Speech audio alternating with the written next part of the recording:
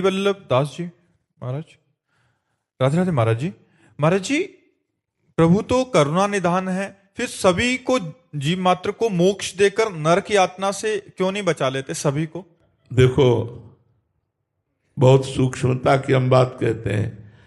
कोई दूसरा हो तो करुणा करके बचा लें, जब आप ही हैं तो आप ही खेल खेलने वाले हैं, आप ही खिलाड़ी हैं और आप ही दंड देने वाले हैं और आप ही दंड भोगने वाले हैं। इसलिए वो खेल रहे, अपने आप से आपकी रचना करते हैं, अपने आप से अपने आप का पालन करते हैं और अपने आप से अपने आप का विनाश करते हैं, तो वो किस पर करुणा करें? इसलिए ये बात समझनी होगी। आप संत हैं इसलिए ऐसा उत्तर दे रहे हैं। भगवान अपने आप से अपने आप में खेल रहे हैं। आप स्वतंत्र रूप से, जो हम अज्ञान से युक्त होकर भगवान से विलग हो गए हम और अपने को कर्ता मान लिया, अपने को भोक्ता मान लिया, तब हमको स्वर्ग नरक की यात्रा करनी पड़ेगी। यदि भगवान को कर्ता मानकर उनकी शरण में होकर उनके अधीन हो जाए तो अभी सब माफ हो जाए। हम तो हम सर्वपापेभ्यो मोक्षयिष्यामि मा शुचा। दोनों सूत्रों को समझिए। वैसे तो सर्वांतर्यामी भगवान ही सब रूपों में विराजमान है, वही नरक स्वर्ग का सब रचना करके अपने आप से अपने आप का खेल खेल रहे हैं। दूसरे शब्दों में, हम प्रभु से विलग होकर, विमुख होकर के जो कर्म कर रहे हैं उनको हमें भोगना पड़ेगा। इसलिए हम भगवान के सन्मुख होए जीव मोहि जबहि, जन्म कोट यज्ञ नासों तबहि। भगवान की सन्मुखता स्वीकार करके भजन करते हुए अपने जीवन को भगवत स्वरूप बना ले तो हम मुक्त हो गए। ये नरक स्वर्ग सब स्वाप्निक है, सत्य नहीं है। सत्य तो सच्चिदानंद भगवान है।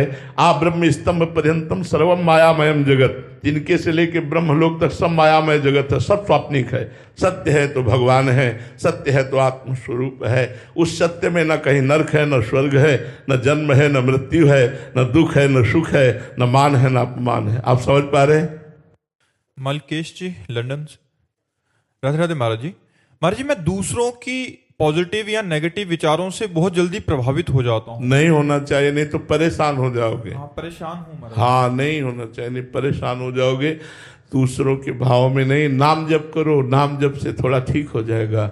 बुद्धि हमारी शुद्ध होगी तो हमारे अंदर पॉजिटिव विचार इतना पुष्ट हो जाएगा स्वयं का कि दूसरे के नेगेटिव पॉजिटिव पर हमारा विचार ही नहीं जाएगा।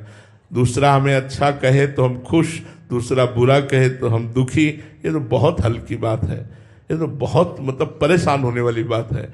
इसको छोड़िए, नहीं तो परेशान हो जाएंगे। दूसरा बुरा कहे उसकी मति, दूसरा अच्छा कहे उसकी मति।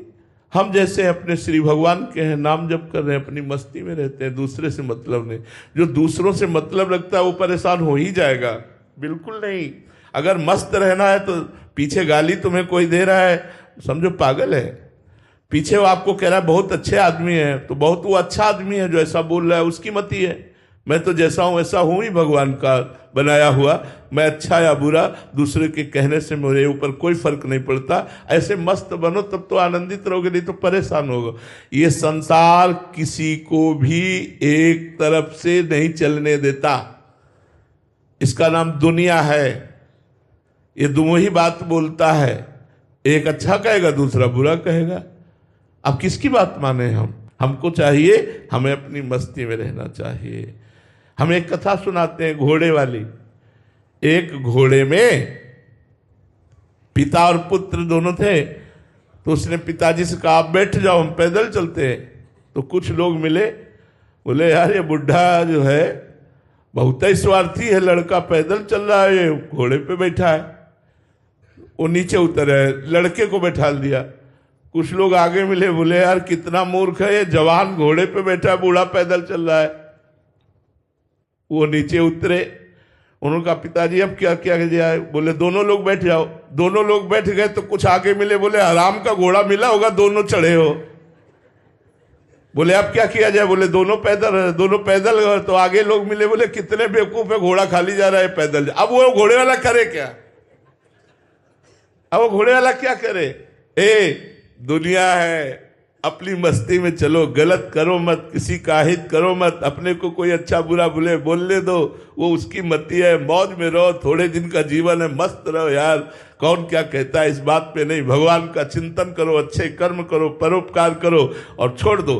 जो मनावे संसार, तुम्हें भला कहे या बुरा कहे, उसकी मस्ती, हम अपनी मस्ती में। महाराज जी सफाई भी नहीं देनी चाहिए, हम अपनी सफाई देने लग जाते, फिर परेशान हो जाएंगे, फिर परेशान हो जाएंगे।